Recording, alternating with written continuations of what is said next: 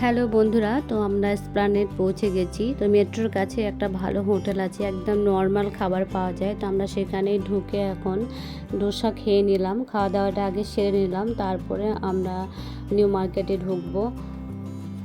তো দেখো আমরা এখন নিউ মার্কেটে ঢুকে গেছি, আমাদের ভেতরে প্রচুর কাজ আছে। তো চলো কাজগুলো একটু সেরে নিই, তারপরে আবার তোমাদের সঙ্গে দেখা হচ্ছে। তো দেখো আমাদের সমস্ত কাজ করে আমরা এখন আবার বাইরে চলে এসেছি। তো মুস্কানের ফ্রেন্ডের জন্মদিন আছে, তাই মুস্কান একটা কানের দেখছে। তো তার সঙ্গে আমিও দেখছি, নিউ মার্কেট এসেছি আর কিছু নেবো না কানের, সেটা কি হতে পারে? এটা একটা সবারই ভালো লাগার জায়গা, তাই না?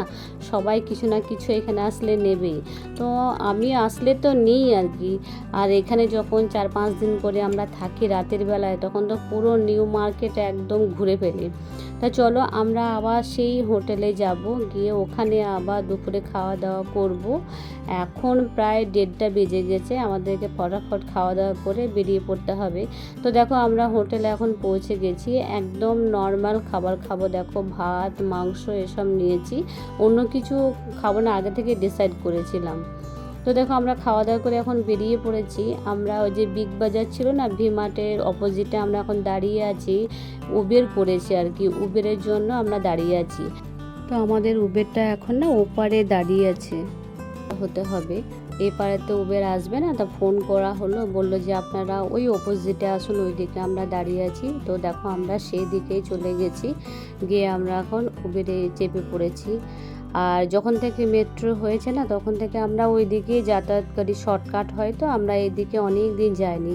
তো আমার হাজব্যান্ডকে বললাম উবের করো, আমরা উবের করে হাওড়া ব্রিজের ওপর দিয়েই যাবো, ওইদিকে অনেক দিন যাওয়া হয়নি, তো তার জন্য উবেরটাই করলাম আর কি। আর আমাদের খুবই কষ্টও হতো অত জিনিসপত্র নিয়ে মেট্রোতে গেলে পরে। তো চলো আমরা এখন যাই।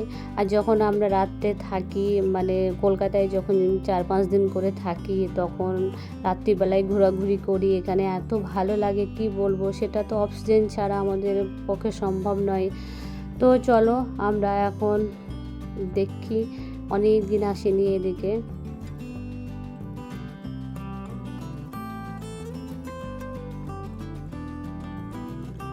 তো দেখো আমরা এখন হাওড়া ব্রিজ পৌঁছে গেছি।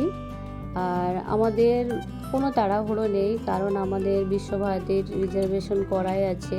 আর এখন লেট আছে বিশ্বভারতী, আমাদেরকে গিয়ে সে হাওড়া স্টেশনে বসেই থাকতে হবে। তো প্রচুর জ্যাম ছিল। তো আমার ড্রাইভারকে বললো তুমি আস্তে আস্তেই চলো, কোনো অসুবিধা নেই, আমার হাতে এখন টাইম আছে। তো আস্তে আস্তে দেখো আমরা বললাম যে আমাদেরকে 2 নম্বরে দাঁড় করে দাও। তো দেখো আমাদের 2 নম্বর প্ল্যাটফর্মে দাঁড় করে দিয়েছে। তো চলো ব্লগটা এখানেই শেষ করছি, আবার দেখা হবে।